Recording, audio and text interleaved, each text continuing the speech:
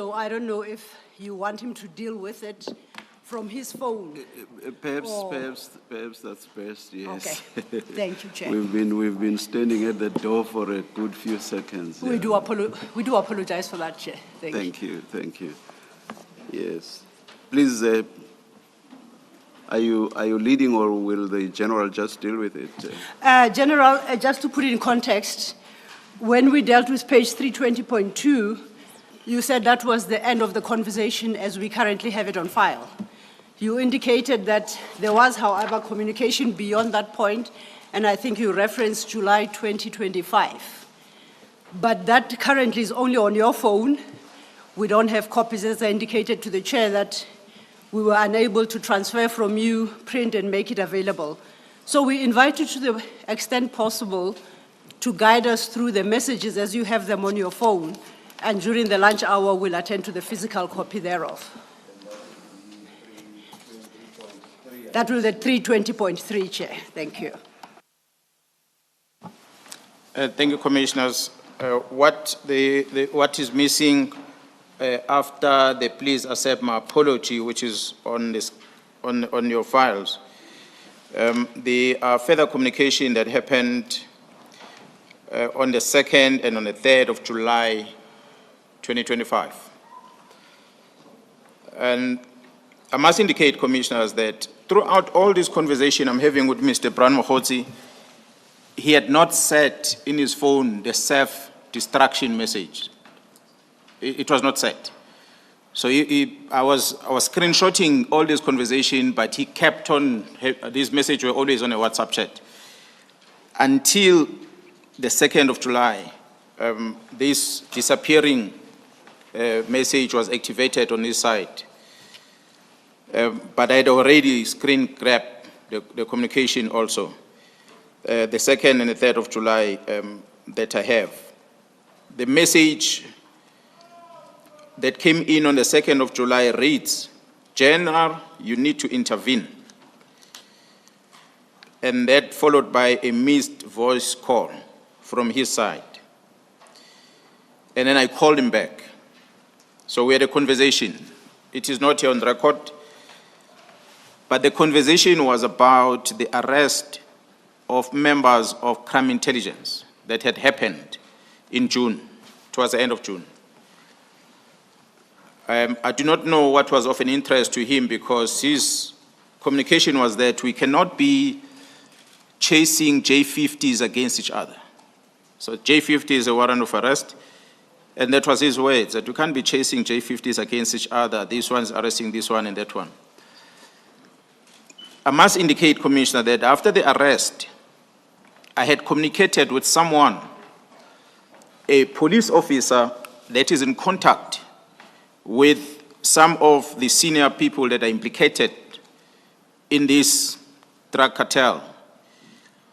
This police officer, I had communicated with the police officer, and I had sent some messages and we communicate back and forth. I suppose maybe that message landed with Mohotsi. That's why he felt it's important for him to come to me and say, I must intervene. And he says, basically there must not be any fight back against each other, that we are now arresting each other and we're going to end up in court. And the last missed call that he made was on the 3rd of July. It was a Thursday. So he tried to call me in the afternoon at 14:34. Apologies, General. The year, please. Please indicate the year for the record. I'm talking about July this year. Everything is 2025. Thank you. So the last call that he tried to reach out to me was on the 3rd of July. I did not answer his call. So that's where the conversation between me ended, Commissioners. Thank you, General. If you cast your eye to your statement, that would have taken us up to paragraph 196, and based on the question posed to you by Commissioner Kumalo, we have technically dealt with 197 and 198. We then pick up the issue of your appearance at the Portfolio Committee overleaf at paragraph 199.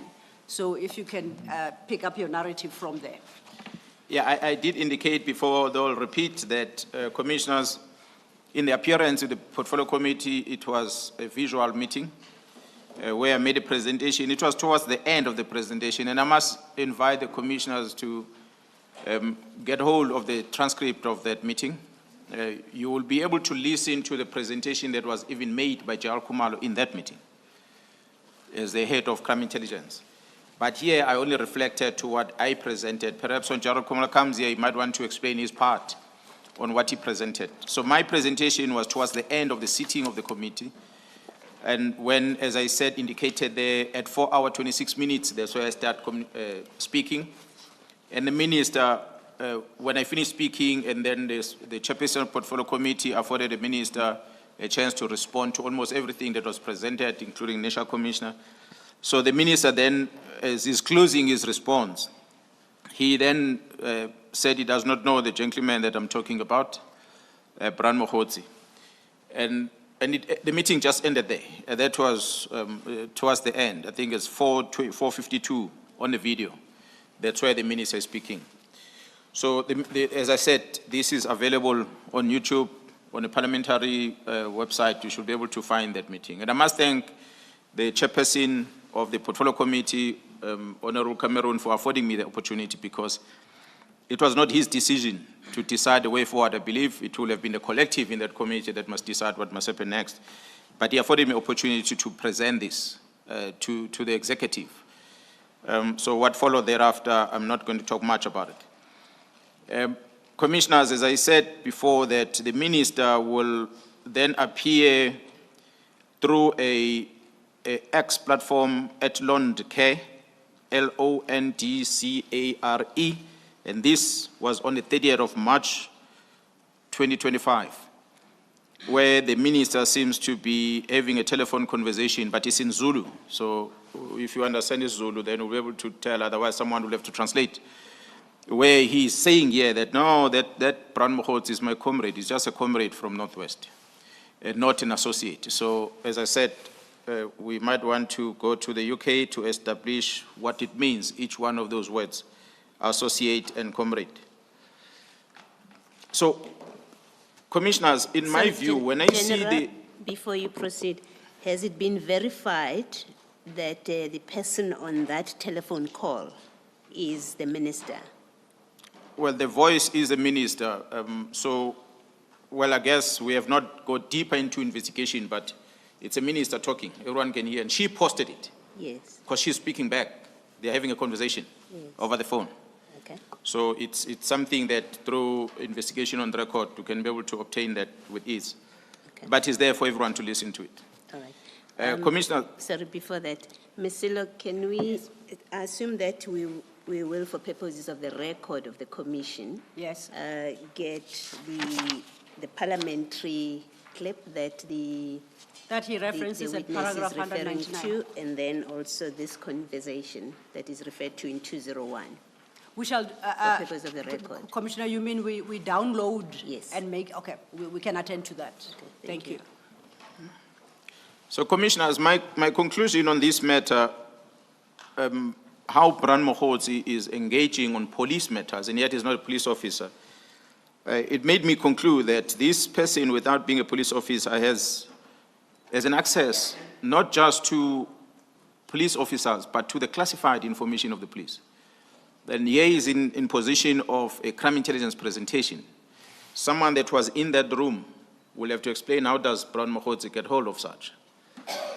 And the Bran Mokhotsi knowing even the diary of the minister, for him to say the minister is Lesigisigi, when I ask the chief of staff, he confirms that the minister is Lesigisigi. It's a public knowledge that the minister is Lesigisigi. So this is a man that knows every move of the minister. But despite all this public knowledge, the minister still denied knowing this person in Parliament. I find it strange, but it is not my place to decide what must happen thereafter.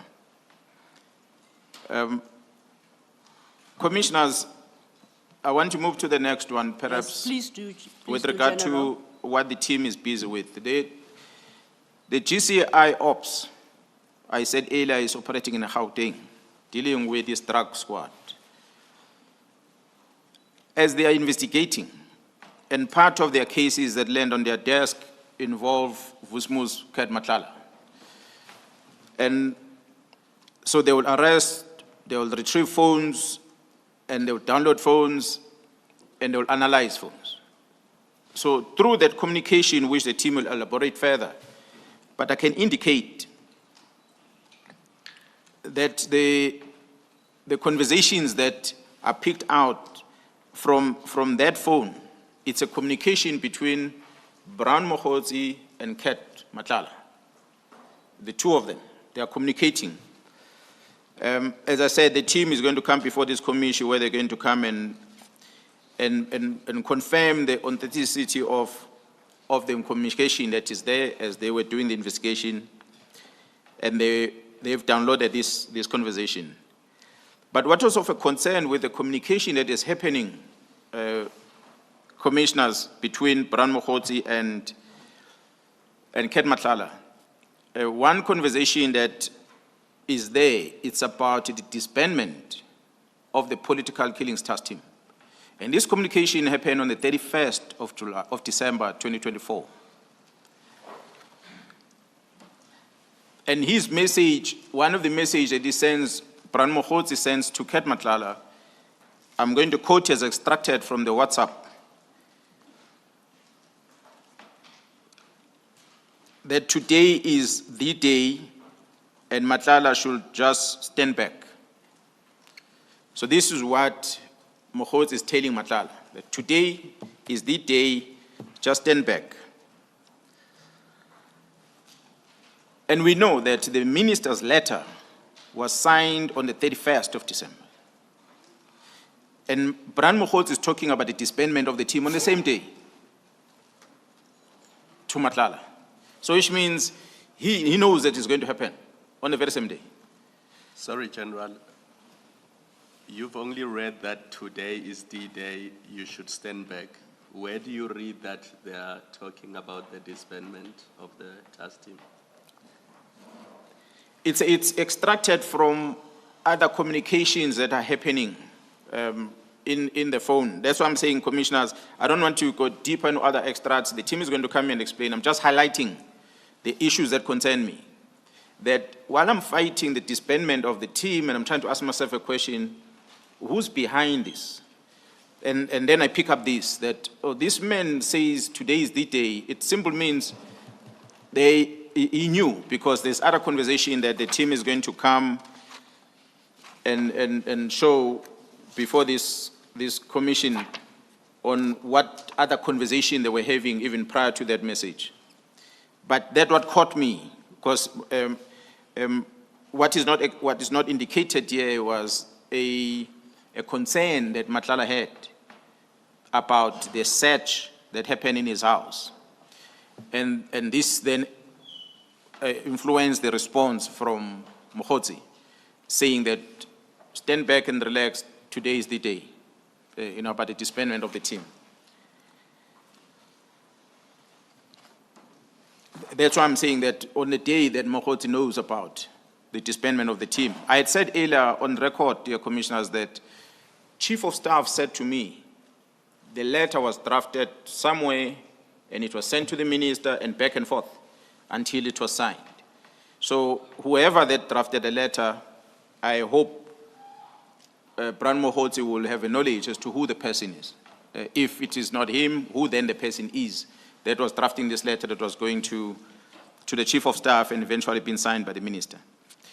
And on the 1st of January, while all of you, January 2025, while South Africans are celebrating the New Year, Brown Mokhotsi informed Mr. Matlala that he will be meeting with Minister Mchunu and DNC Lieutenant General Sibiya.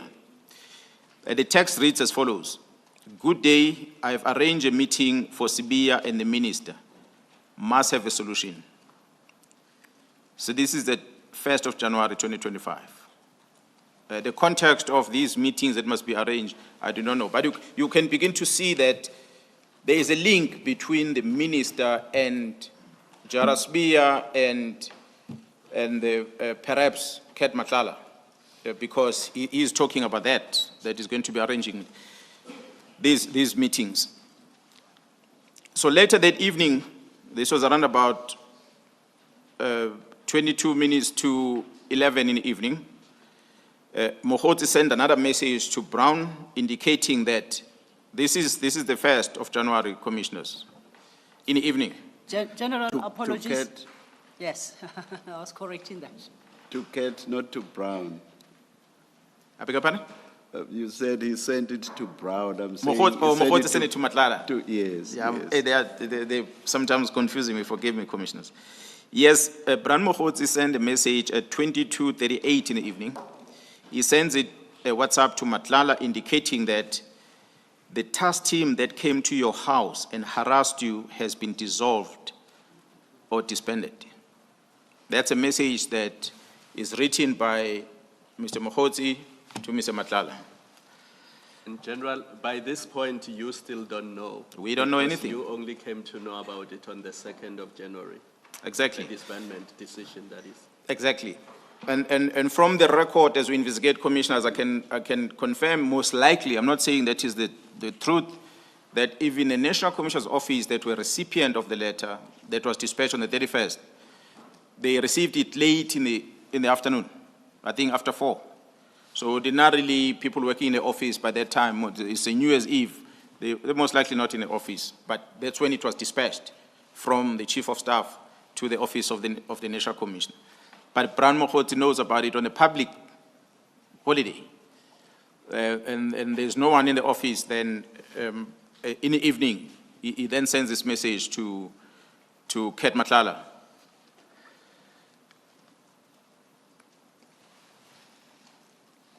So if I move forward, Commissioners,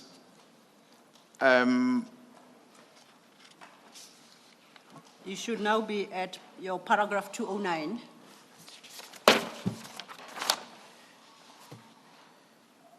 oh yeah, yes, Madlanga then gave a response. But his response was not on the 1st, it was the following day, the 2nd of January. And he wrote on his message response, "Oh, really? I see you tried calling me last night. When is this happening?" This is Madlanga asking Mogotsi. And Mogotsi responded on his WhatsApp. He says, they got the letter on Monday. As we speak, they are bringing all the dockets to Spear.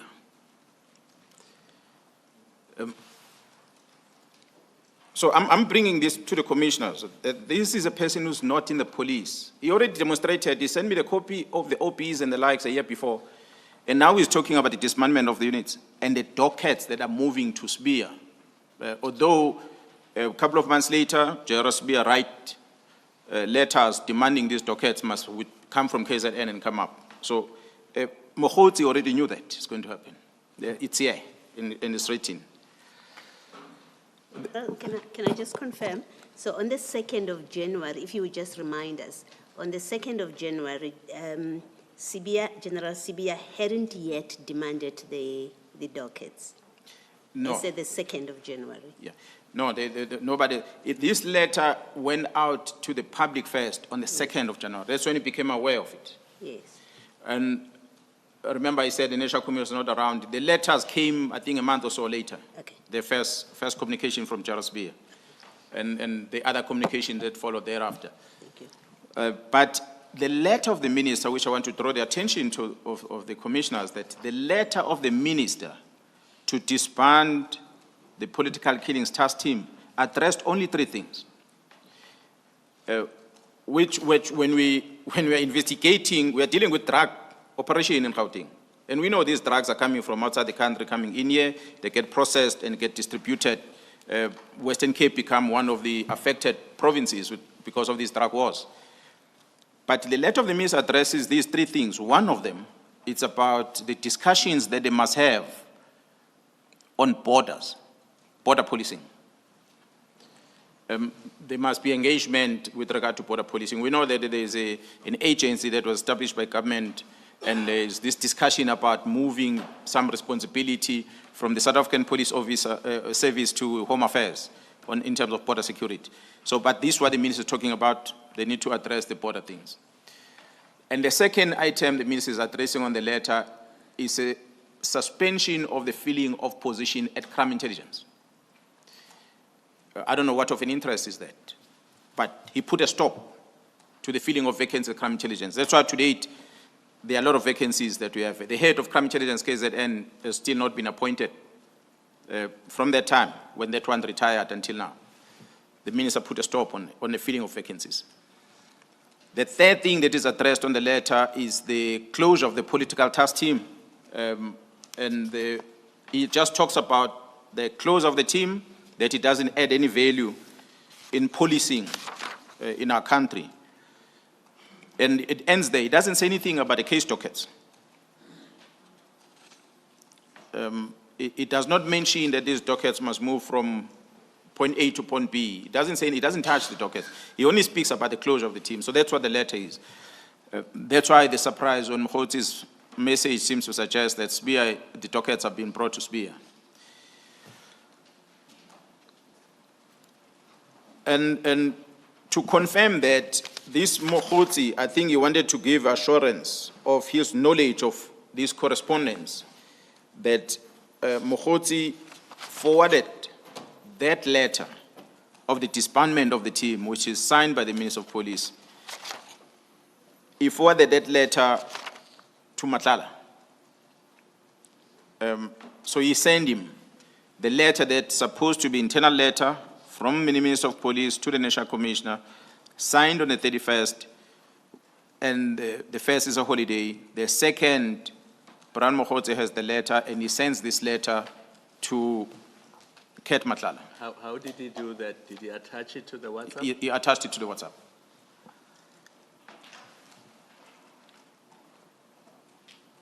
So I must indicate, as I conclude on this one, that at the time, neither myself, the National Commissioner, or the project manager, Jara Kumalu, knew about this decision to close. So it is something that the team picked it up when they continued the investigation. Had we not arrested this Ket Madlanga and have access to that phone, we probably might not have known about this. So this is just to display the level of connectivity that Brian Mokgotzi has in the police. Well, he said it in public that, which is on the record on TV, that he was with a part of the operation to bring Thabo Bester into the country. He said that. And I know that Jar Khan was in that operation too. So it's something on the side that will need to be checked that I don't want to delve into. The special task force were in that operation too, that flew over to that country, although they didn't get off the plane. They picked up these people and they came back. So how that operation was done, how was it coordinated, but it was not authorized by Gerald Kumar as the Divisional Commissioner of Crime Intelligence, for sure. So I'm not going to delve into that, but Brian Mokgotzi maybe is invited here. He will have to explain this involvement that he has, because he's not registered as a source in the police, but he has access to everything in the police.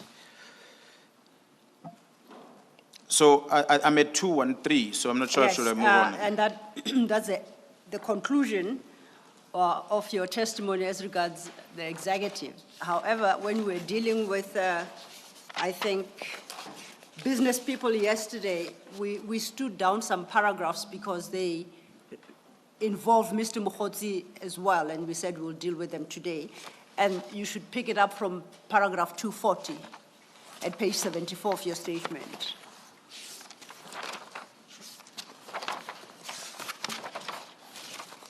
So it will be 240 to 242. Okay. Again, commissioners here, as a team, because they've extracted a lot of information, and one of the conversations that is there between Brian Mokgotzi and Ket Madlanga on the 26th of January, Brian Mokgotzi sends a message to Madlanga reminding him to submit his invoice. So from the intelligence gathering, commissioners, I'm informed that Madlanga did provide a proof of his invoice that was submitted, and the payment that was supposed to be made to him from the ACPS contract that he had with the South African Police Service to be expedited. And after that, Mokgotsi sends a screenshot of his conversation with the Minister Mchunu, including that he plans to have a meeting with the Deputy National Commissioner, General Sibiya,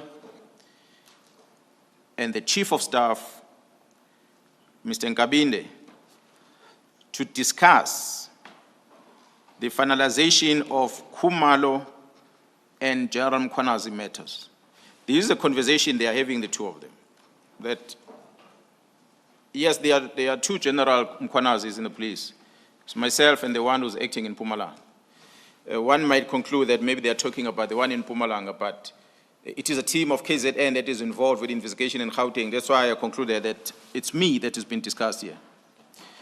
I do not know what discussions they are having, but there is a communication that is attached, commissioners, there and annexed to our document. Let me assist you there, General. At page 75, it's a blue screenshot. However, we've updated your file's overleaf. It's the enlarged version of it. That would be page 75.1 for easier reading. Thank you. Commissioners, this is available. I don't have to read everything that is there, but this is just an indication of the communication about the meetings that are in Durban. What is of an interest on these commissioners, as I read it, is that in the message that he sends is that he is in Durban and is talking about a Phoenix saga, which relates to a lady. And that was just a question mark as to what Phoenix saga is there, which is part of what the team is investigating. There's something that was happening in Durban that he was communicating with the minister about.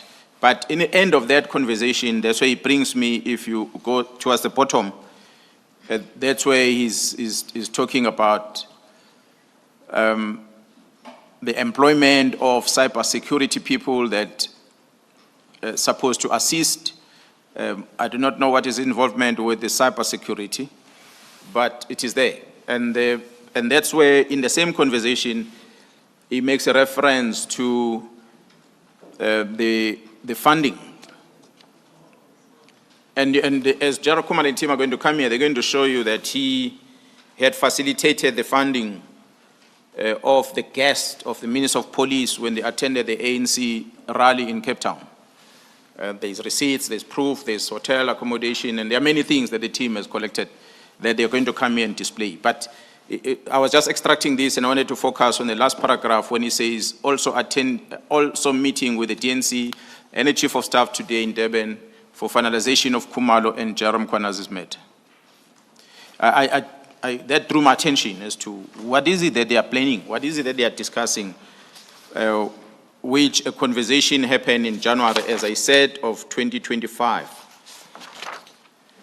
As an extract from the WhatsApp. General, you say this is a screenshot found in Matlala's phone. That's correct. And sent to him by Brown Mokgotsi. Yes. So it's not found in Brown Mokgotsi's phone? No. We have not gone to Brown Mokgotsi because the investigation, the team is dealing with the cases that are before them. And the cases that are before them involve Kat Matlala. We have not registered any case against Brown Mokgotsi. So he's not a suspect of anything. That's why you couldn't just go to him at the time and conduct a search and pick up things, because we'll be victimizing people. Why would you do that? If there's no case, we have no reason to go after him. So, but as we are picking up these things, we then see this communication. And I must indicate, commissioners here, if you look at the top of that screenshot, Brown Mokgotsi have served the person that he was communicating to when he made a screenshot as Senzo Mchunu. It is Brown Mokgotsi that I guess is going to be invited to indicate who did he save with the name Senzo Mchunu. It could be someone else. I'm not saying that it's a minister. He might have used the minister's name, but he saved someone else. But I guess the evidence is going to be produced on this. We'll be able to investigate and determine who will he save as a Senzo Mkhunu. If the greeting, though, does say morning minister, but Exactly. That does not necessarily detract from what you have just Yeah. said. So I'm just saying that if he comes and denies that that is not Senzo Mkhunu, someone else, but then if he address morning minister, it could be another minister that is saved as Senzo Mkhunu. So as we connect the dots, this is a picture that is appearing that, okay, there's this relationship. And again, we haven't gone to Bran Mokhotzi's phone, we have not gone to Minister Senzo Mkhunu's phone, equally so, to check these conversations. So I think that's just about everything, Essie. You had touched, General, on a question of funding. I just want to check, is it what's reflected at item 2 of that message? Is that what you're talking about, or are you talking about something else? That is correct. So the conversation here that talks about the funding of 20, we really didn't know what is funding of 20, because we know the people that were funded earlier in January, they were less than 20 that went to Cape Town. The flights were booked and everything, paid off by Ket Matlala. Yes. And so this discussion about the funding of 20, and to make a reference that this person is the one I said has a 3 billion contract with SAPS. We know, I don't know whether there's a 3 billion contract somewhere. I know that Ket Matlala had a contract with SAPS of 360 million rand. So I do not know what is a 3 billion contract is. But these are conversation screenshots that he sends to Ket Matlala. We will pick it up with another witness. Perhaps better clarity will be provided then. Is there anything else you would like to draw the Commissioner's attention to insofar as the screenshot is concerned? Of Brown Mokhotzi? Yeah, insofar as Brown Mokhotzi is... No, Commissioners, for me, I conclude that the Minister invited this Brown Mokhotzi, or he shared too much of the police things with a person who's not supposed to be part of the police. And this Brown Mokhotzi seems to suggest that, from reading of everything, that he has a real influence to the Minister, or the Minister has an ear to this Brown Mokhotzi, so he's able to speak things and to the Minister, for Minister to believe, and he knows what's happening in the police, but not only at the Minister's office. He also knows what's happening with the investigations, indication that him and General Sibia have contacts, and he seems to have access to crime intelligence. That's why he will bring Jar Khan to the picture. So this is a person that we know that if he claims he went to Tanzania, he will have perhaps been a companion of Jar Khan. So it's a person that has wide range of access into the police, classified information, everything. So he's allowed to dictate terms in how the policing must operate. So if this team did not investigate this Gauteng drug cartel, we would not have picked up these things. So the picture then becomes clear that, oh, the lack of disbanding the team, perhaps it had to do with this. But I'm not a minister. The minister will come and conclude and explain himself. Why will he last meet with the National Commissioner on Saturday, and 3 days later he signed such a letter? That is very critical in the operations of the police, without talking to the National Commissioner directly. Yep. Please make me understand this. If the issue was about Gauteng, so I assume it's the GCI Ops. That's correct. What's being disbanded is the PKTT, which, even though it operates in other areas like the Eastern Cape, for example, its focus is KwaZulu-Natal. Now, I hear nothing about, for example, the 10 members, was it 10, I think, that were sent up to assist the GCI Ops. I hear nothing that says, and they must be removed from Gauteng and back to the disbanded PKTT. Now, if my thinking along those lines is correct, the question would be, if the issue is about Gauteng and the GCI Ops, how does that get disrupted if what is now being disbanded is the PKTT in KwaZulu-Natal? Commissioner, it is exactly that which triggered my involvement in this. I was minding my business in KZN as a province. I had sent members to go and assist the GCI ops. I started getting report of what's happening in the GCI ops. And I started getting myself being attacked by some journalists in the media putting my stories out there. And I started asking questions, why are these things happening? So as I track back and I'm getting these reports from what this team is doing in Gauteng, and I started connecting the dots and the picture started emerging. They invited me into this thing, commissioners. Had they left KZN with a team like that and dealt with the GCI ops, perhaps I wouldn't be sitting here today. But they invited me into the picture because we are disbanding something that's operating in KZN. That is where I'm responsible for. And you're not giving me the reasons. And I'm trying to reach out to find out what is the reason, and I'm not getting answers. So I keep having that question mark as to why, what made you sign this letter? Why are you disbanding this team? Why is it bothering you? And then when I hear what they are doing, those ones in Gauteng, then the confirmation is that it's a missed target. They were worried about the people carrying the dockets in Gauteng. And this country owes the two sergeants, very junior members, who started this fire in Gauteng. They don't sleep at home to date. Their families are disrupted. They started this fire in Gauteng. And Kumalo took a responsibility of protecting them with the team from KZN. I suspect that the people that wanted to deal with this too, they could not access them because there was this KZN squad around them. So in thinking that they're seeing the KZN squad, they assume that it is the political killings task team that is running this operation. So to disband the team, you'll see the messages, the instructions of General Sibiya's letter says, shut down members must go back to their units and get every file, every evidence that is in that file. Bring it here. So the interest was on stopping the investigation, and the people that they see in their face is the political killings task team, the 10. They are not aware of a GCI ops. The people that bring the GCI ops into the surface are people within crime intelligence, because the GCI ops operates at crime intelligence. It's a counterintelligence operation. I had said earlier, General Khan was acting there and he was moved. So this operation is running without him part of it. So it is people from crime intelligence that knows about the operation, that only brings it to the fore. But before the letter, those that maybe influence the minister, they thought it is a political task team.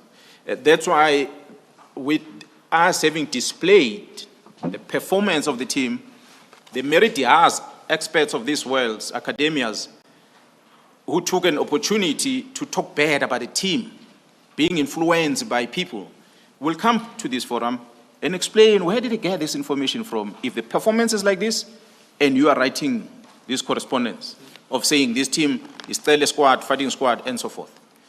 So do I understand you to be saying this, General?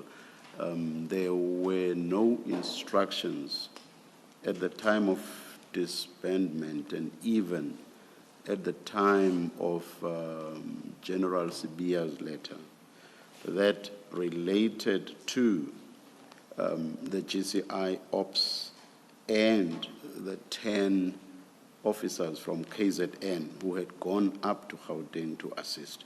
No instructions at all related specifically to the GCI ops and to the 10 who had gone up to assist. Chair, if I may, before the witness responds, General Mkhwanazi referenced letters where he spoke of the instruction to bring all investigations and what happens to all members of the task team. May I be permitted to direct him to the documents? May I get that more directly, please? Okay. Because the broad statement that all members must go, it could Indeed. only have been to those who are on the ground servicing the PKTT as such, and not those that may have left KZN and were, in a sense, not really servicing the PKTT. So, Chair, I may- think may what please- we should I'm do- not Yes. countering what you are saying. I just Because it all depends Yes. on the wording. It could Yes. very well be those who are members of PKTT go back to their respective stations wherever they are yeah. located at the time. Let's get clarity from the Now, general. General, if you go to, please go to Annexure MK10, that would start at your page 187.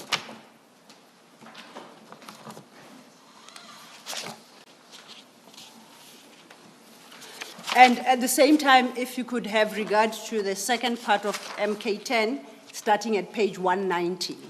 Those are the two letters you have included, signed by General Sibia. If you have located them, please start at page 188.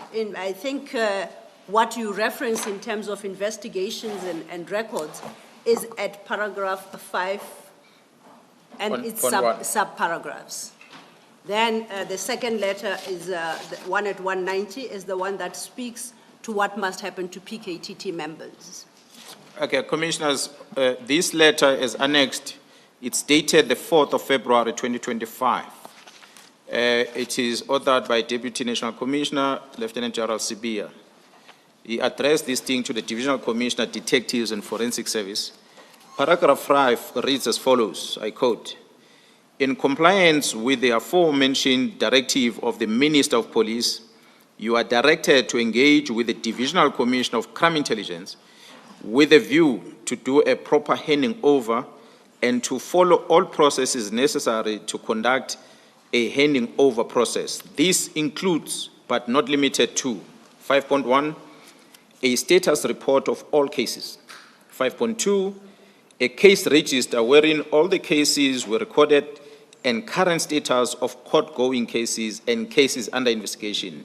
5.3, all cases or projects, documentation relevant to the political killings task team. This should include all evidential material, documents, electronic recordings, etc. It must be booked into the SCP-13 or in possession of the team or stored in any storage facility.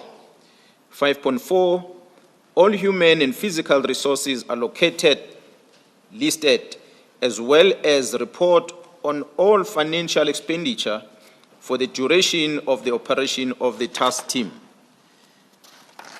Then we go to the second letter that was started, page 190. And in particular, you might want to refer to paragraph 3 thereof. I apologize. Please repeat what It's because I knock it and then it distorts the sound. I was referring you, General, to the letter starting at page 190, still Yes. part of MK10, and I was saying to the point, perhaps you might want to have regard to paragraph 3 thereof.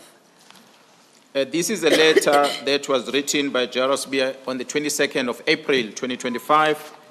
It is addressed to the Divisional Commissioner of Crime Intelligence as well as Divisional Commissioner Detectives and Forensic. The headings, the deactivation and disbandment of the National Task Team on Political Killings. Paragraph 3 says, reads as follows, a final feedback report on the finalization of this process, including confirmation that all task team members have reported back to their stations of origin, is awaited on or before the 25th of April 2025, end quote.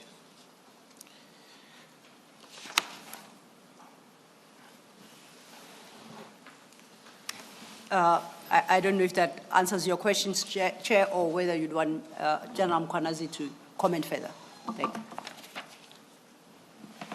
Maybe it does, but I would imagine it has to be read in the context of the letter of the 4th of February. Indeed. From which I understand everything relates to what the PKTT as such Yes. was involved in. So in that context, that would not necessarily mean that everything is being killed, as it were. But if you read the paragraph that the Lieutenant General just read, then it may indeed be read. But may I also- It may be read to refer to everybody, because if it says all members must go back to wherever they came from, And I think then I would imagine maybe it means that even those that were assisting the GCI ops must. Perhaps it Must might be- assist must be if I uprooted. remind the Must be commissioners uprooted. of, Just for Oh, the sorry. transcription, let's avoid our speaking to- apologies, Chair, So must be uprooted and go back from wherever they came. yeah, thank you, Chair, my apologies. And I was going to say that the points that the Chair makes are very correct, but I wanted to remind us of the testimony of General Mkwanazi yesterday regarding the secondment of the members of the task team and his ongoing engagements with General Kumalo to determine when it is they could get back to the task team. So in the context of them being expected, the secondment to end and to revert to KZN, at least I read the instruction at page 190 that all members of the task team go back to their respective stations. General Mkwanazi had indicated that the members of the task team come from various stations and are registered with various stations in KZN. So an instruction that each one of them report back to their stations, I would think by definition extends to those deployed to the GCI ops. Thank you, Chair. Thank you. Ms. Silla, I was going to ask this question of the general just to get clarity on that. Yes, Commissioner. General, in the time that your 10 members of the task team were seconded to the GCI ops, did they remain members of the task team in the time that they are in Gauteng and assisting General Kumalo? That is correct, Commissioners. These are members that were part of the task team that moved up to Gauteng. Yes. Thank you. Thank you, Commissioner. Yes. Chair, you covered. Thank you. I just wanted Commissioner. to check, do we have the letter dated 17/01/2025? The one that is referred to in the paragraph 1. letter of 22nd. No, we don't. This, if you recall, this would have been directed to the Divisional Commissioner Crime Intelligence. So it would have, if it were utilized, it would have come before this Yes. one in terms of date-wise, but it's not part of General Mkwanazi's annexures at this juncture. But to the extent that perhaps it might be necessary to complete the scene on this conversation, we will ensure that the next witness, and perhaps the Crime Intelligence Divisional Commissioner, General Kumalo, to ensure that it is in his pack. And at the time of dealing with the issue, then we will cross-reference these annexures. Thank you.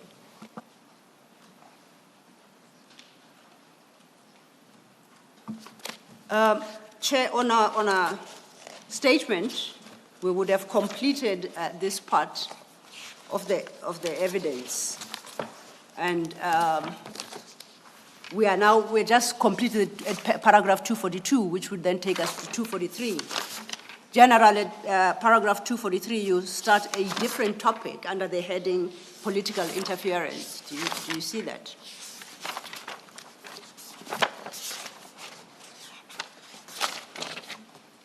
Yes. You start this at 243. Will you take your testimony, pick it up from there, remembering when you go over, leave to skip page 75.1. It would continue then at page 76. Okay. When you're ready, thank you. Thank you so much. Commissioners, this is just to display the level of involvement or intervention that the minister has, or interference that the minister has with regard to the work of the police, which is inappropriate of a person on his level. On this political interference, what I'm displaying here, Commissioners, is that The task team minister issued an instruction in December. And the task team continues to work in KZN. And an incident happens after his instruction on the, in February, commissioners, where a councillor is killed in KZN. And once again, for the record, please give the year of that February. And I think you are talking about what you set out at paragraph 244 of your statement. Yeah, that's correct. To An remind incident you of the happens date. in 2024 February, where a councillor is killed. And the police arrested two Sorry. hit. General, General, yes. You said 2024. Tw- Your statement reads differently. 2025, my apologies, Commissioner. And in fact, your paragraph of 244 has got the full date. Perhaps you just might want to take that into consideration. Okay, on the 5th of February 2025, after the shooting incident that had occurred in one of the small districts in KwaZulu-Natal, which is called the Lembe district. For those who are familiar, it's in around Palito side. A councillor was killed, Mr. Mapida, and 2 arrests were effected. The station, knowing the procedures that we have, that when an incident of this nature involves councillors, they must communicate with the political killings task team so that they can take over the docket. And the district commissioner directed as such, and that is Major General Gopal. Major General Gopal then contacted me and informed me about his engagement with the Minister of Police, Mr. Senzo Mkhunu. Before you proceed, can you place into context Major General Gopal? Who is he? Where is he based? What station, if necessary, and his level within SAPS? If you perhaps have regard to paragraph 244. Major General Gopal is the district commissioner of Ilembe district. So the incident that happened under his jurisdiction. So General Gopal experienced a situation where the minister calls him and he wants to be briefed about the incident that happened. So the minister didn't bother to phone the National Commission or phone me, but he phoned the district commissioner to ask about that incident that involved the matter of a council. And General Gopal responded to the minister and explained to him what has transpired and so forth. And then he indicated to him that the case docket has been referred to the political killings task team for investigation. And according to General Gopal, the minister was very unhappy about this. And he asked, why did they give the case docket to the political killings task team? And the General Gopal explained to the minister that this is a standard procedure that we have. The political killings task team, they are better resourced. They've got an investigation capacity and contacts to help investigate the cause of this matter and the people behind it. So the minister had wanted General Gopal to keep him up to date about the status of that investigation, although he was upset about the fact that that docket was given to the political killings task team. So here's a minister who's upset to the district commissioner about who's carrying the docket, instead of appreciating the work done by the police, that they've arrested the perpetrators. But that is not of an interest to the minister. What makes him upset, more focused, is why is the docket given to the task team? This will have been on the 5th of February. And again, on the 15th of February, the minister reached out to General Gopal and seeking update. And the General Gopal then indicated that the information about the status of the case is with the investigating officer from the political killing task team. The least he can do is to send those investigating officers to brief the minister about the status of this case that he was asking Gerald Gopal, because Gerald Gopal is not carrying that investigation. But the minister then responded to Gerald Gopal and said, no, he is covered, which means he does not need that political task team to come and brief him. And Gerald Gopal has deposited an affidavit about that interaction that he had with the minister, which is attached on our records here marked MK21 as a reference. So, Before you proceed, two things, Chair. MK 21 is the affidavit, typed affidavit. So it doesn't have signature at the back. We're trying to track down the original affidavit from, which this was transcribed. That goes to page 8, that 331. And beyond that is another document that I'm going to request the witness to explain, and then he can speak to the annexure in its totality. General, you understand that the affidavit annexed, purportedly by Major General Gopal in your annexure, is not signed, correct? yes. And attached to that is another document appearing from page 333, which you have combined with that affidavit. I would like to invite you to talk to the second document from 333 and explain to the commissioners what that is.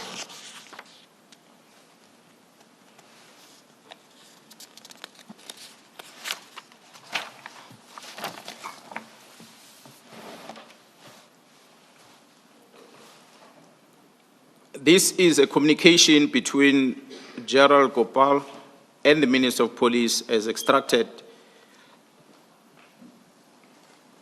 which reflects the date, the time, a message from the minister, a response from Gerald Gopal, a message from the minister, and a response from Gerald Gopal. And it starts from the 5th of February, and it goes down the page as the commissioners will appreciate that the last conversation, it is almost at the end of March where the communications are happening. I see on this document, it interchanges between Minister Mkunu, such that it will indicate missed voice, and Anthony on the other. Who is Anthony, do you know? I beg your pardon, I didn't get it. If you look at page 333, Yes. let's look at the first entry. It states Minister Mkunu, and then it indicates messages and calls are end-to-end. Encrypted, only people in this chat can read, listen to, or share them. Then it once again references Minister Mkunu and Minister 3 times. The next entry, which is indicated as 5th of February 2025 at 13:33 and 55 seconds. Against that is an entry, Anthony. You deleted this message. My question to you is, do you know who Anthony is? Anthony, it's Major General Gopal. Okay. That is his name. Thank you for the clarification. And then it continues until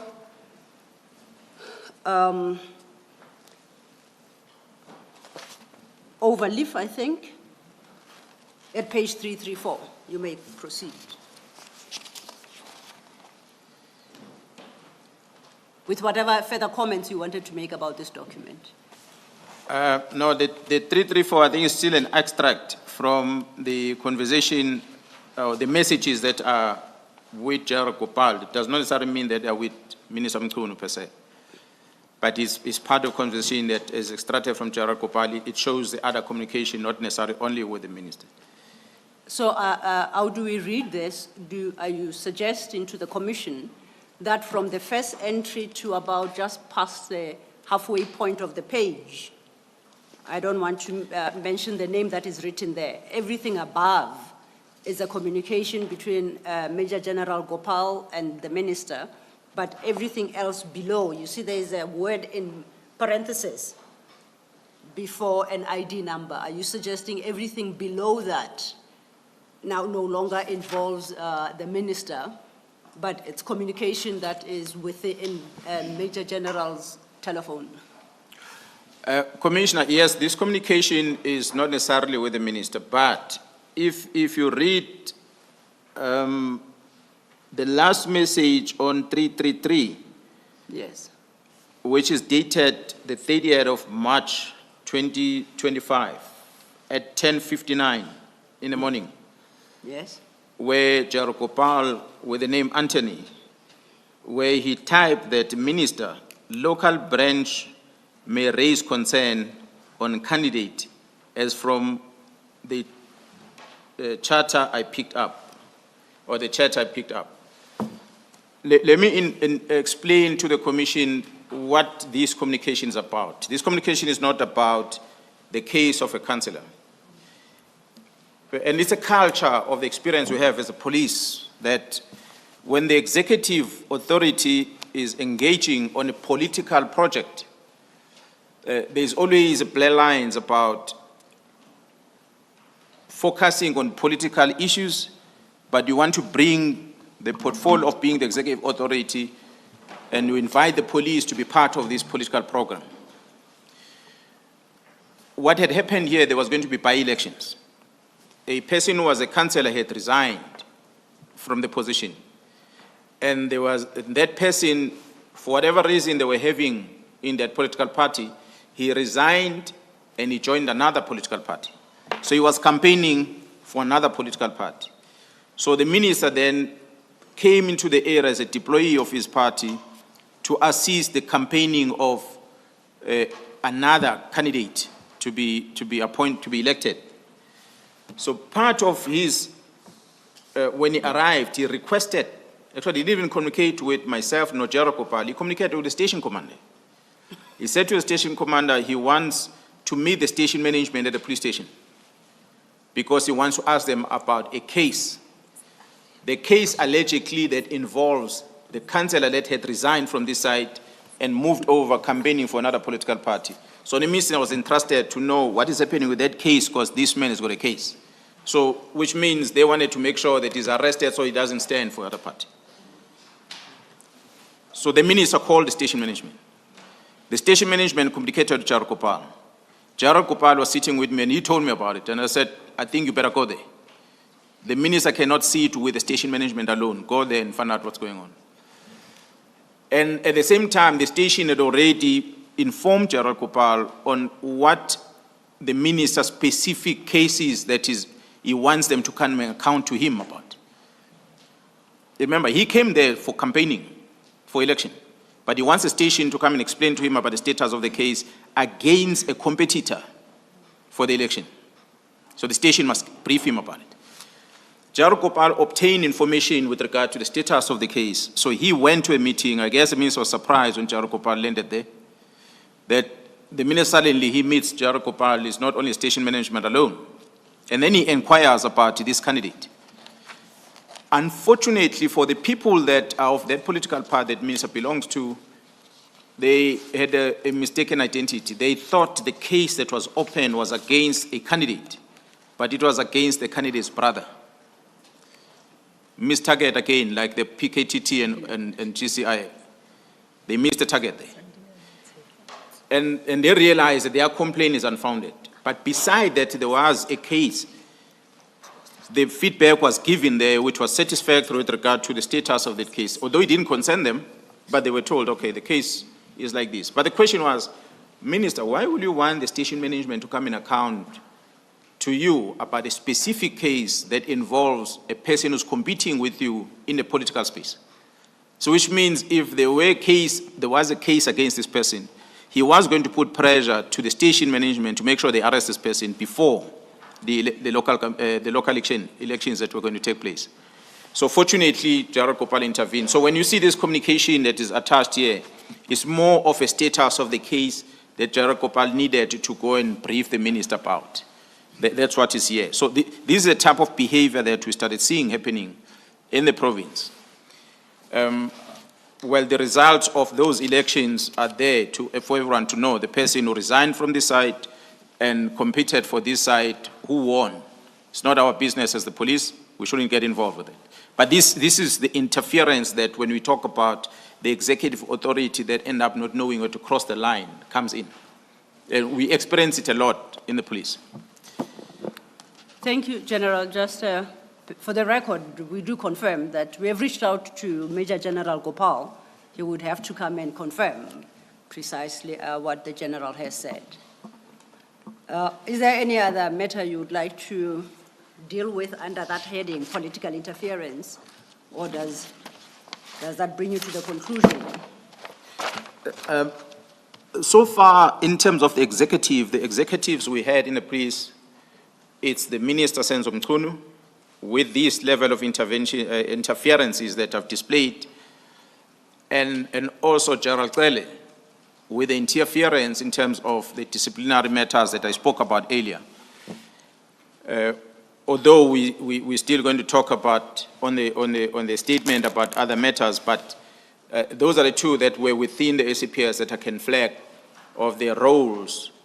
One example, not many, there are many other examples that I can put out there, but because I want to confine myself to the letter of the 31st of December and what happened thereafter, and to demonstrate how the executive authority get to be involved with operational decision, which is unethical in my understanding, that is crossing the line between policy making and operations, and bring the police to come and use the police as a weapon in political competition like that. We respect all the leaders of our communities. The police, whoever that is a leader of the community, is voted by the people, and we must serve them.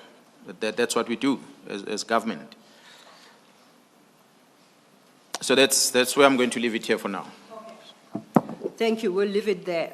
The last category, remembering that all this conversation we've had relates to the press briefing you had on the 6th of July by you, collectively as the SAPS members. You had indicated that this interference is from all different quarters, and you listed them. So we've dealt with every category, by political women, parliamentarians, executives, you dealt with business people. You had listed the judiciary there as a heading. You picked that up from paragraph 159. If you could turn there. Commissioners before General Mkhwanazi decided to give one example per category. There were a few examples. In whittling it down and trying to make the evidence, his testimony manageable, the narrative is from page 159. There is a name that appears above that narrative. Paragraph 159. 159. Not page, yeah. Yes, paragraph 159, thank you. There is a name that appears above paragraph 159. I'm not going to call out, it is wrong. I would like you to please redact that name, and the name must be Vusi Musi Mahlangu. But the rest of the paragraphs stay the same. And as I said, in the process of reduction, the narrative relative to the individual got mixed up. So we apologize for that. I won't even call that name. I'm correct that what you want to testify to in this regard relates to Magistrate Mahlangu. Is that correct? That is correct. Okay. Then you may start from page paragraph 159. Commissioners, I had said when I started that we are investigating and evidence comes up that leads into another investigation.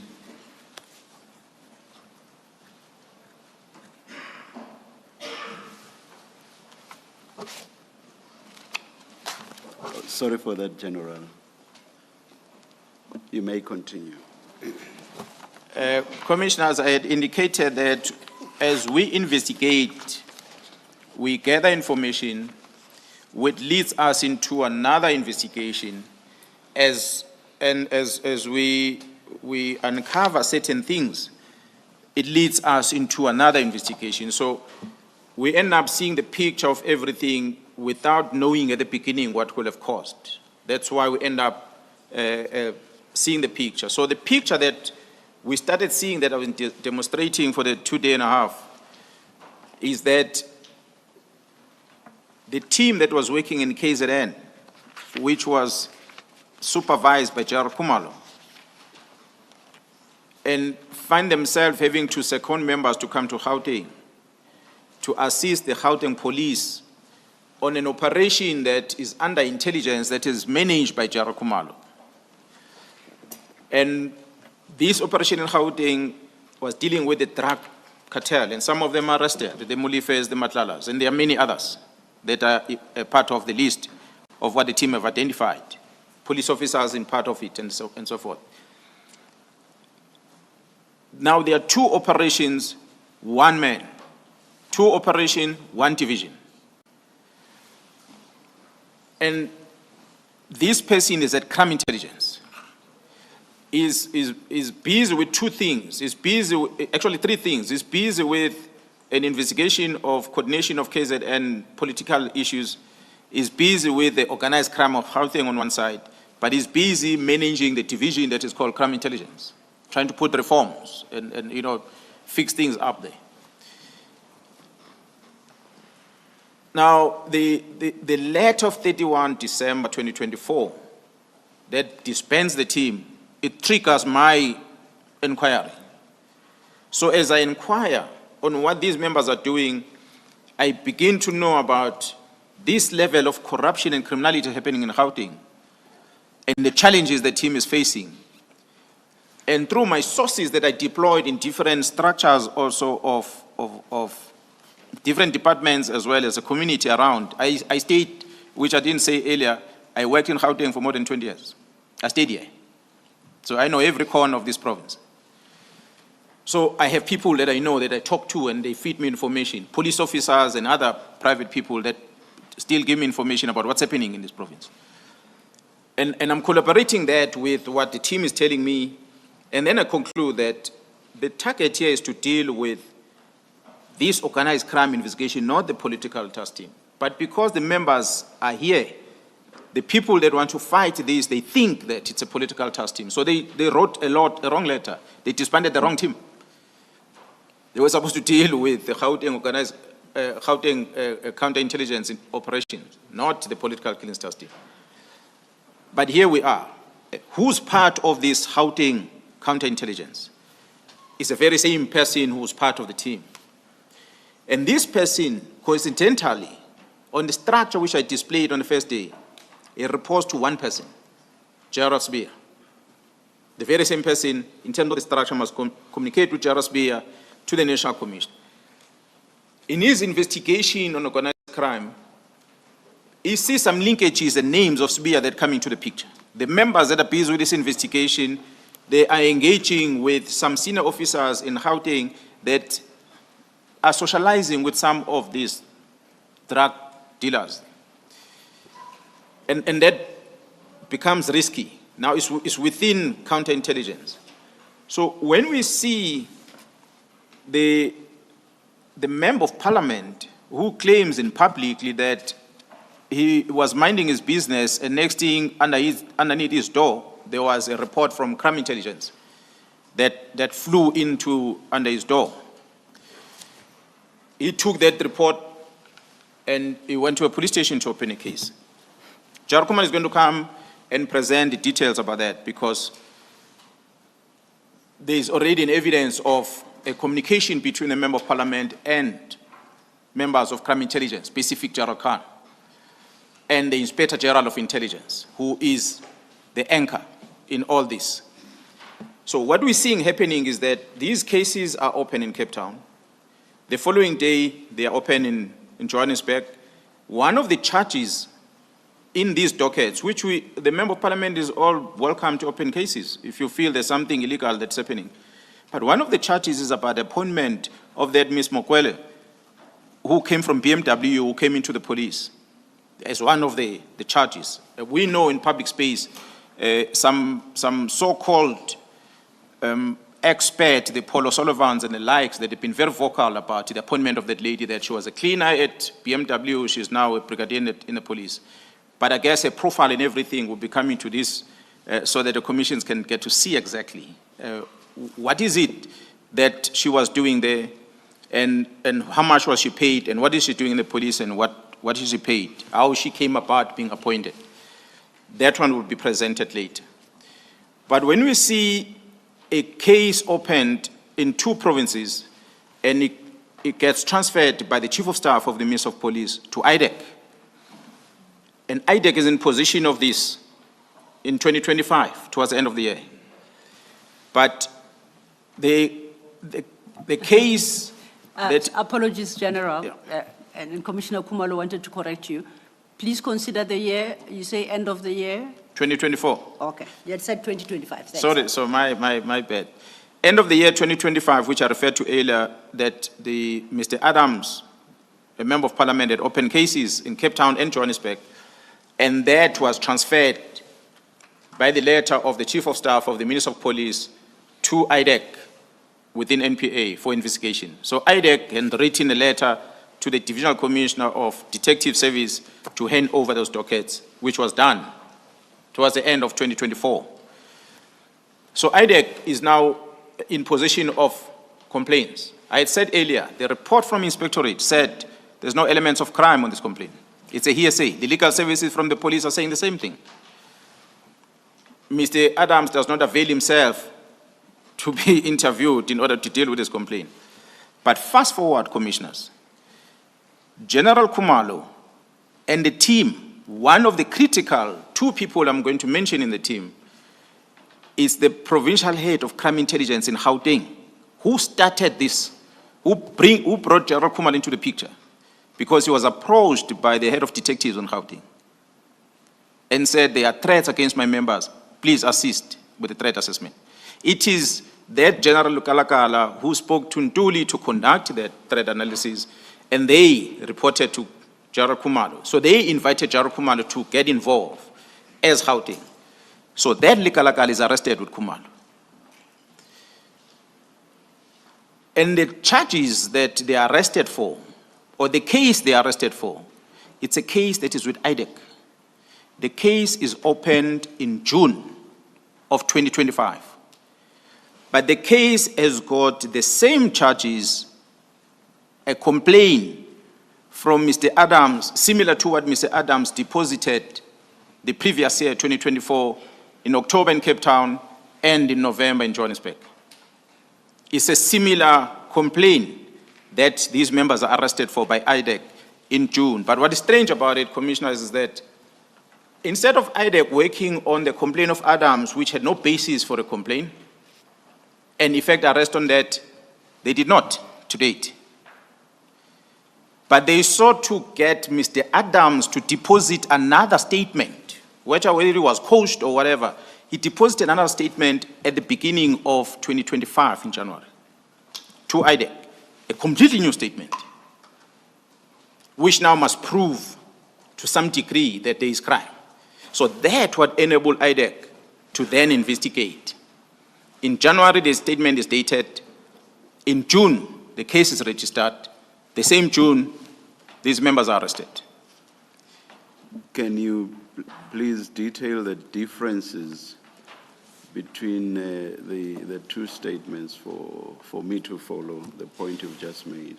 Commissioner, I'm going to invite the team to bring that have been arrested and charged, to bring the copy of the charge sheet and the statement that was deposited in that case docket to come and present to the commission. I don't have it with me, but I have access to it and I read it.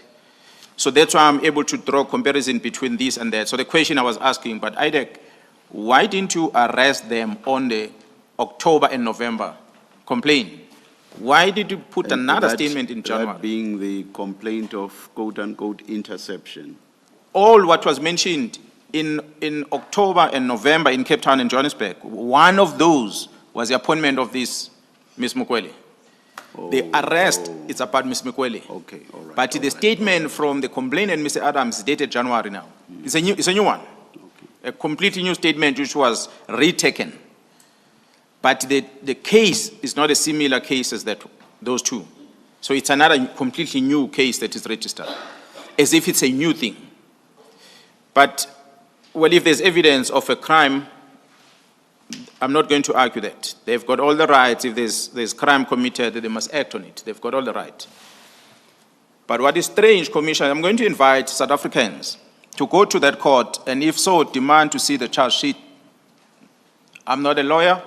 Many South Africans are not lawyers, but they will read what is sitting in the charge sheet. And they will know that this, in any given day, it should not have landed in a criminal court of law. But it is there. Magistrate signs a warrant, or IDEC investigator signs a statement and gives it to the prosecutor in IDEC, who signs off that statement. It goes to the magistrate approves the warrant of arrest, and these people are arrested. And they go to court. In court, strange things happen, Commissioner. That's what makes me to then get to worry. That's why I'm talking about it here today. Because one of the strange things that happened that involves a magistrate who's presiding over a case that the members from crime intelligence are arrested on, he imposed a very bizarre bail condition towards those members. And the bail condition that is imposed by the magistrate in that case against these members from crime intelligence said explicitly that these members who are arrested for facilitating the appointment of Ms. Mukwele from BMW to crime intelligence, apart from going, not, this incident happened in Pretoria in their offices, they are barred not to go into any premises of crime intelligence anywhere in the Republic of South Africa. That's a bail condition. This is not what the state asked for, but this is what the magistrate took it upon himself to impose on these members. Remember, Commissioner said, it's the same team that is busy with the operation of Gauteng counterintelligence operation. They are barred by magistrate to get involved or enter any premises of crime intelligence. So by default, it means the operation that they are busy with against the drug cartel must stop immediately. So, as I said, maybe the magistrate, someone will say, no, he erred, it was an overreach. I don't believe it's that. I believe it was a calculated move to make sure that they put a stop on the involvement of these members with this operation. And I can confirm to date, Commissioners, that that operation stopped. While the members are crippling, trying to work, but it's frustrated. But it doesn't end there. It does not end there because a person who's got an oversight in the runnings of crime intelligence, which is the Inspector General of Intelligence, is demanding the files of that operation. He wants to know what's happening with that operation himself, which is very interesting. Why would the Inspector General be interested on an operation specific? So we have no other reason than to believe that this bail condition, not the arrest, maybe they did wrong during the appointment of this individual that warrants such a case and such charges. Maybe it's justified, but the bail condition is a problem. And for those that follow the case, and I've seen media houses that are here today, they go to court, they listen to the argument, and they go out and they file their reports and they come back to court. The last one was supposed to be on Monday last week. It was postponed because the recording my device was not working in court. And it was just only one courtroom. The others were working. But that one, so there has to be this delay of them coming back. What is strange that happened, which I did not put here, Commissioners, is that many of those members that were arrested, one of them that is one of the charges, he's got two charges. The other one I don't want to talk about, but the prostitute and the loss of a firearm and stuff like that. He has to answer on that case. But he's also charged on the appointment of this Ms. Mukwele. So when the whole lot appeared in court and they were granted bail with those conditions, this one was kept in custody and he appeared alone the following week. When he appeared alone, he appeared before a different magistrate. And the different magistrate made it clear and said, it's not the job of the court to put conditions about where to work, where not to work. We are releasing on bail, go back to work. It is the National Commission of the Police that will decide whether to enter this building or not.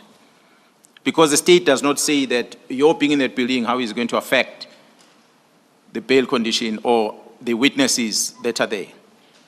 So this is a bail condition given to one accused. And this one accused occupies a position of a CFO of this secret fund at Crime Intelligence.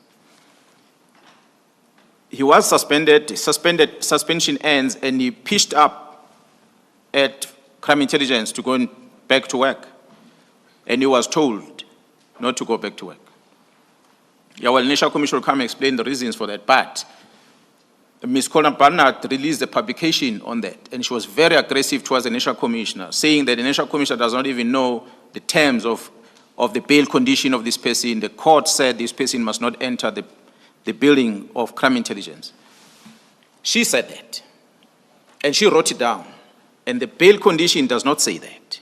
So it means she missed that the other magistrate is the one who came with the condition, but the other one that affects this CFO did not say that.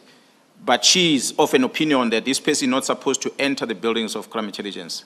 So therefore, and I'm told by the National Commission going to come here that the head of IDEC phoned the National Commission and said that person must not come back to that building, the CFO, despite that the bail condition does not demand that.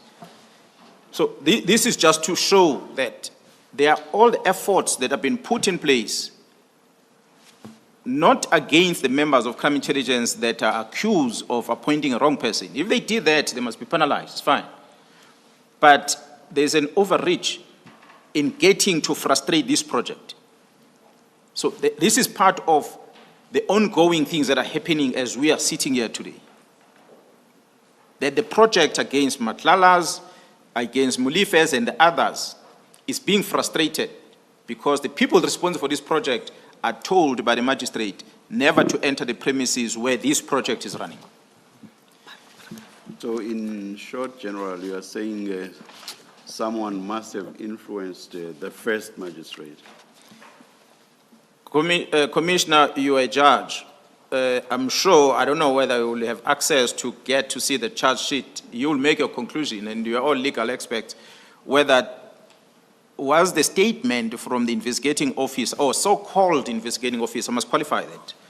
The investigating officer, Mr. Padayachi from IDEC, which was deposited, was brought to the magistrate seeking the approval of the warrant of arrest, whether was it justifiable for the magistrate to sign it. Then fast forward, you're coming to court. In court, you have a magistrate that comes with these bail conditions, whether was it justified. So behaviors of both senior people within the court, it makes me conclude that it's a part of a plan to frustrate this project. So I invite the commissioners to have access into this record in court so that we can be able to see what are they charged for and what crime did they commit.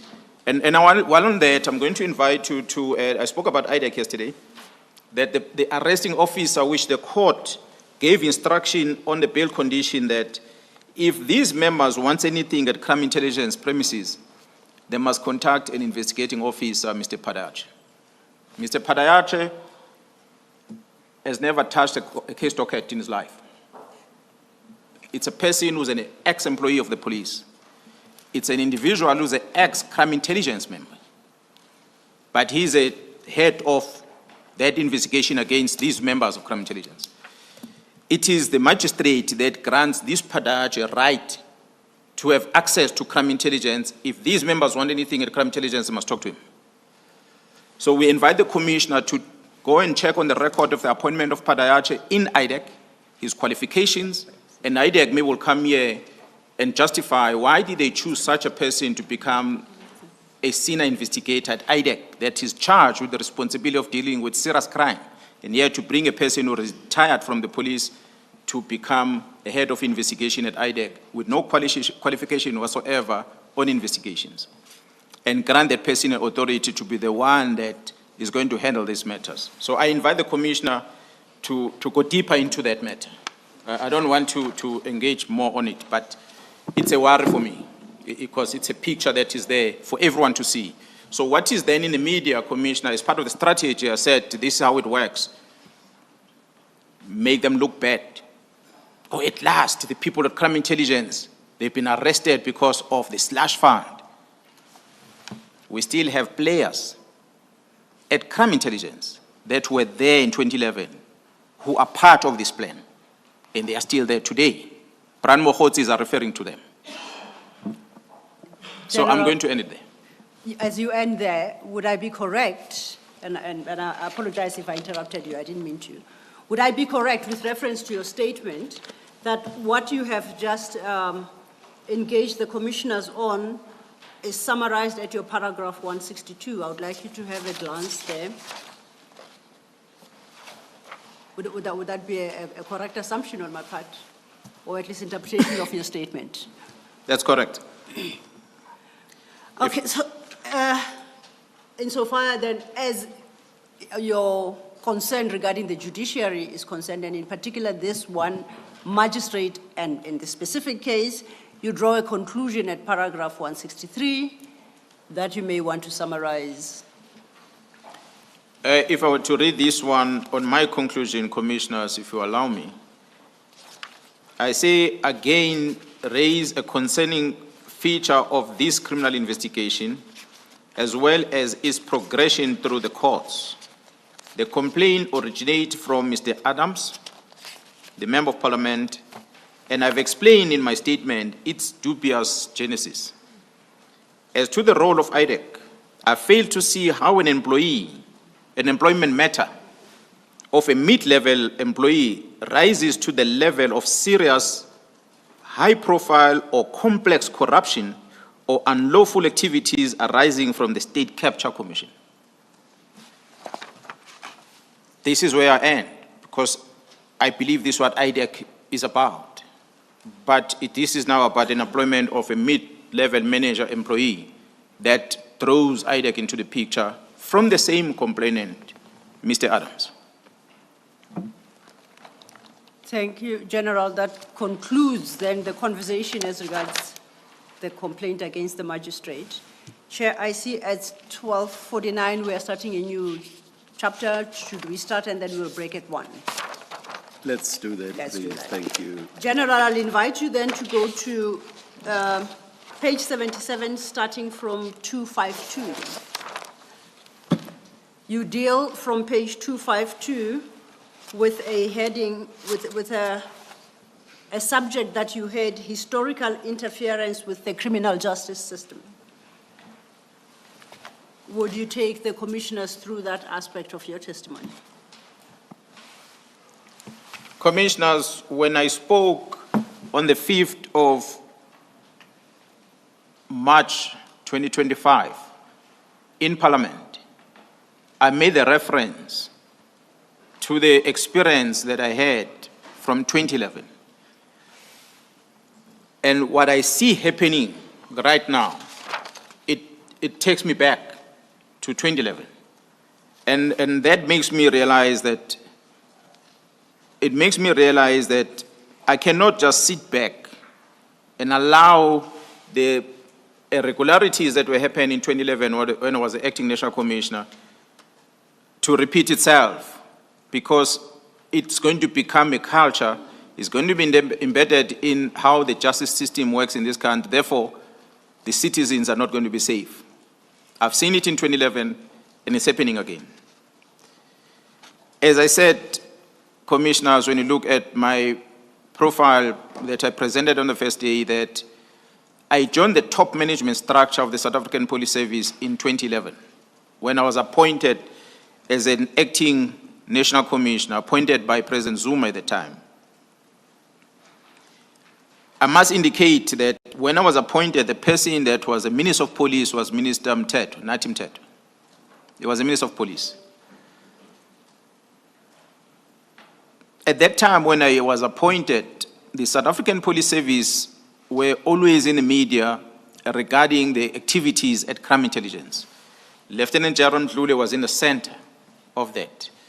So there were two matters that were always in the media. Was about the death of a murder incident that happened in Vosloorus, as well as the corruption within crime intelligence secret fund account. I think that's where the name /fund came from. The secret fund account that I spoke about earlier that must be accounted for the Joint Standing Committee on Intelligence. It was misused. When I came in, there was already, General Mdluli was already suspended. And he was suspended by General Cele at the time. That suspension was regarding the murder incident that happened in Vosloorus. When I came in and I asked the management about the status of the criminal case that I'm told is registered against General Mdluli, which involves corruption of crime intelligence secret fund account, I was informed that there was no disciplinary steps initiated yet at the time.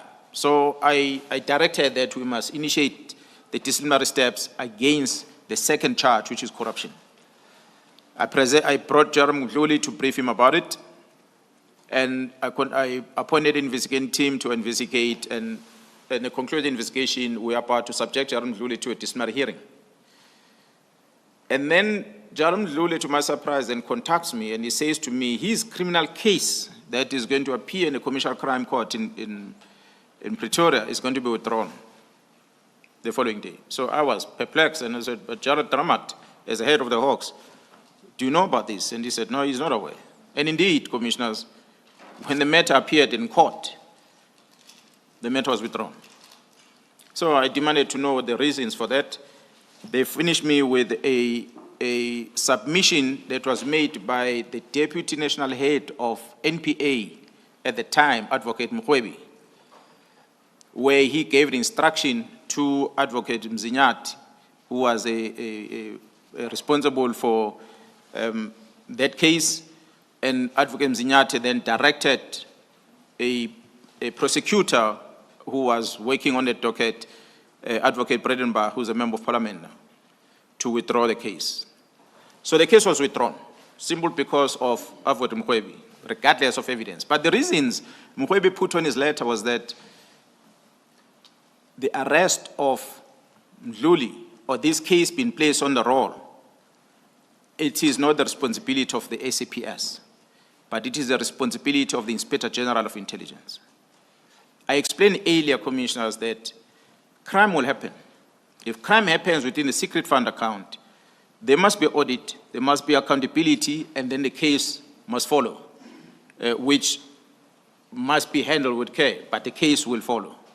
So similar to what is happening now, if there is any corruption within crime intelligence, that matter must be reported to the right structures and cases must follow thereafter.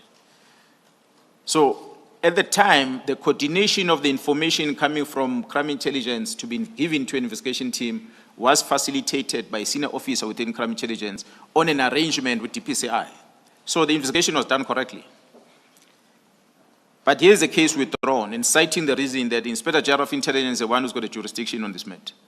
So I took the docket, case docket from court, and I stopped the disciplinary matter. I channeled both of them to the Inspector General of Intelligence. The Inspector General of Intelligence is a late Advocate Hadebe. She worked with an advocate that is currently, or is not within Inspector General now, but she's practicing. I gave both of them the letters, these cases, departmental and criminal. And I received a response from Advocate Hadebe, the Inspector General, on a disciplinary matter, where he says, charge the CFO, was Major General Lazarus at the time, charge the CFO and not Mdluli, because it's a CFO that knows how to manage the secret fund account, and he used that to benefit Mdluli. Mdluli didn't know anything about it. So Mdluli is clear. So this is in black and white I receive. But I then said, I told Mdluli and the minister at the time that, yeah, the Inspector General is saying this, but I'm not going to implement this because I want a response on a criminal matter. Imagine me uplifting Mdluli's suspension, he comes to work, and the very same Inspector General says I must take the case docket back to court and Mdluli must go and face a criminal case while he's back at work. It's going to look bad for me, not good governance. So I said, I'm going to wait until I get the second response. The second response came on the phone call. Inspector General said, please come, bring that letter I gave you because I want to withdraw it. So my question was, why do you want to withdraw? And she says, no, we have studied the case docket. And the reason advanced by the National Director of Public Prosecution is misplaced. We as Inspector General are not responsible for criminal investigation, but our investigation results into us producing reports to Parliament, Joint Standing Committee, not to take it to court. So this case, Mdluli must go and answer in court. So I gave her that letter. She withdrew it, and she wrote me a new letter to say Mdluli must go and face his music in court. So I then said to General Drama, DPCI, send the case back to court. And I called Advocate Jiba, Nomgcobo Jiba was the acting national director at the time of prosecution, and I informed her, I said, your deputy withdrew this case in court. I want you to now attend to it because you are the head of the NPA. And she said she's in China at the time, I must send it back to Mkhwebe. And then I told the disciplinary team that continue with the disciplinary case on Mdluli. But now to my surprise, commissioners, that Advocate Mkhwebe wrote a second letter. And he said, I'm the National Prosecution Authority, we're working independently. I've taken a decision on this matter, therefore it's final, closed. That's how that case of Jaram Mdluli died, by the signature of Advocate Mkhwebe at the highest office of the NPA. So he killed that case like that. I'm glad now he's resurfacing against that corruption case. But it should have been dealt with then. But we had the players of Advocate Mkhwebe in the highest office of the prosecution who decided, don't charge Mdluli. As I said, commissioners, when you do something that is bizarre, you make me to start asking questions. So I started asking questions as to why is this behavior? So as I was digging more, I started seeing a different picture, which maybe I might reflect to later. But the details of this thing I'm talking about is in the affidavit that I deposited at Zondo Commission. Feel free, is annexed, I think here, SC. MK22, General. Yeah, MK22. You'll be able to read it because it's got detail. It's quite a lengthy affidavit that I deposited about my experience at Crime Intelligence in 2011 to 2012 when I was acting, and how the secret fund account was misused by the players within Crime Intelligence that are still there today, that are fighting Khumalo today. They were there then, they are still there today. So there's never been any cleansing of Crime Intelligence, which is something the commission, I want you to pay attention on it. But this issue of Mkhwebe to suddenly shut down the criminal investigation, which was a concern to me, and on it, while we are continuing with the departmental matter, after having received this letter from advocate to say Mdluli must go to court, I received a phone call from the same Inspector General of Intelligence when I was driving home. She said, I must come back and bring back that decision, the final decision she made about the criminal case, because she has risked her career with making the decision of saying Mdluli must be charged. She wants to withdraw that letter. So when I asked her, but why you want to withdraw the letter of a criminal case? You've read the case and you wrote to me and you say, Mdluli must go and face the music. Why do you want to withdraw it? And she said, no. It's my career now in line. So I need to withdraw that. I made a wrong decision. I should not have said Mdluli must be charged, which means she touched the wrong people in the higher echelon of maybe within the police structures or in government that did not want Mdluli to be charged. And I refused to come back and withdraw the letter. And then I received a phone call from the Minister of Police, Nathi Mthethwa, commissioners. I went to his residence in Waterkloof. And when I arrived there, the Inspector General is sitting on one side of the table, Mr. Mthethwa is sitting on the other side of the table. The minister says to me that I forced the Inspector General of Intelligence to write the letter that says Mkhwebe is wrong, this matter must go to court. She said, I forced her.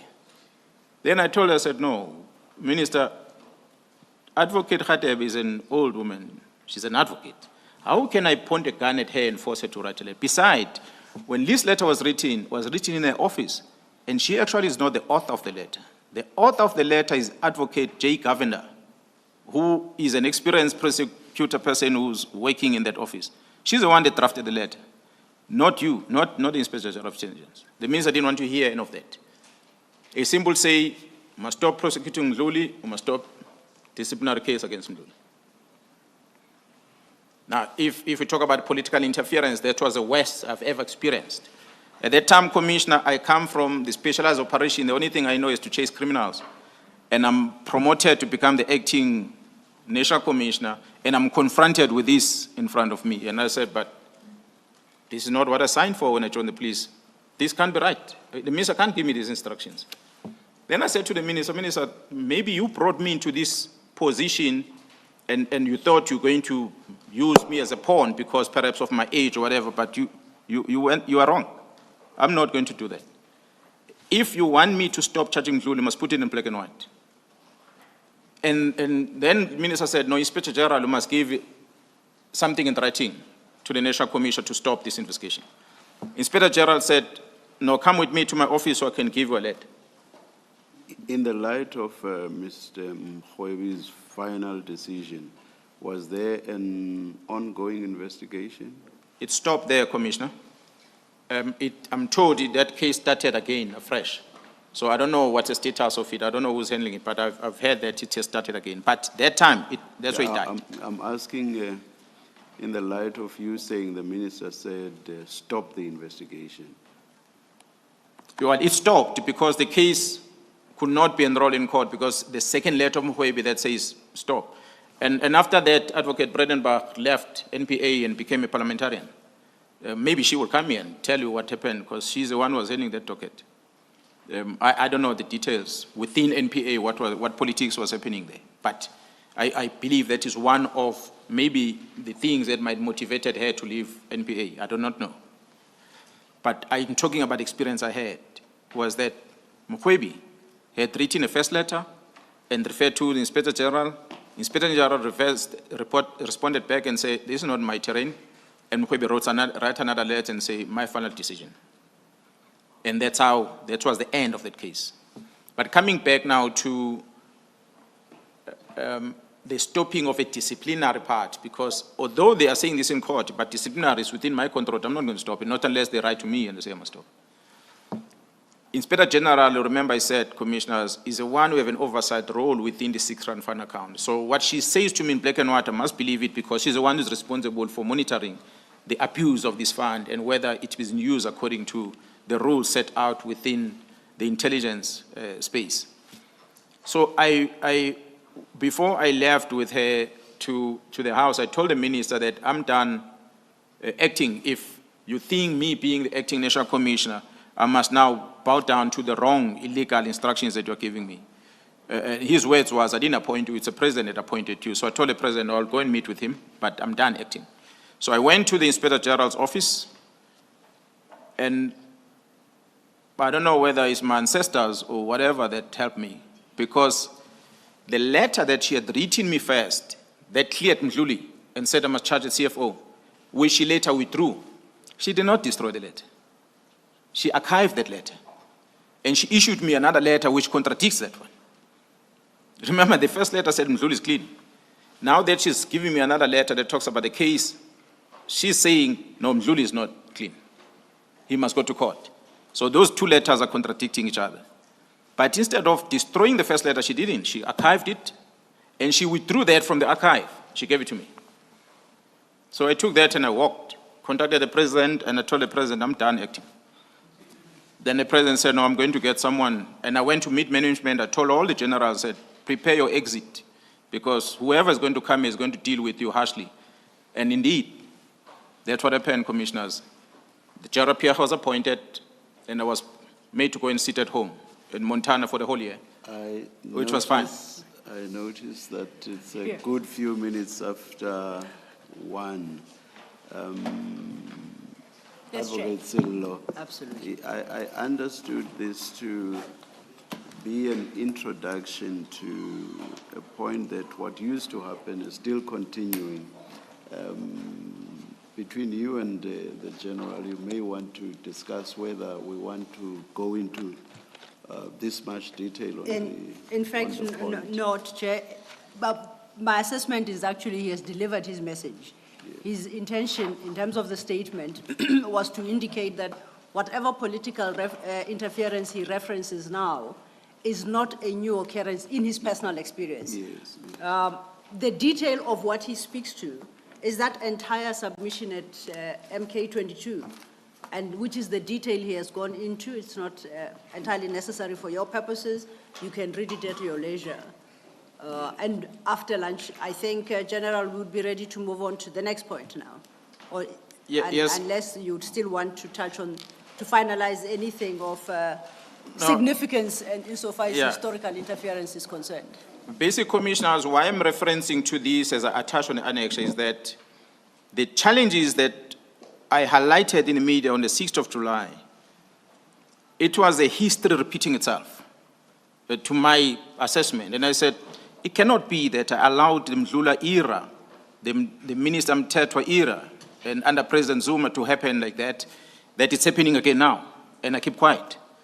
I have a responsibility to bring this to the attention of the executive authority and to Parliament. And in failing that, I was left with no choice to tell the people that employed me, which are the citizens of South Africa, that what's going on in our system. So that's where my submission is, and I invite you to really look at that lengthy affidavit I deposited at the Zondo Commission. Yes. Thank you, General. Thank you, General. Let's adjourn until 2 p.m. Thank you, Let's Chair. adjourn.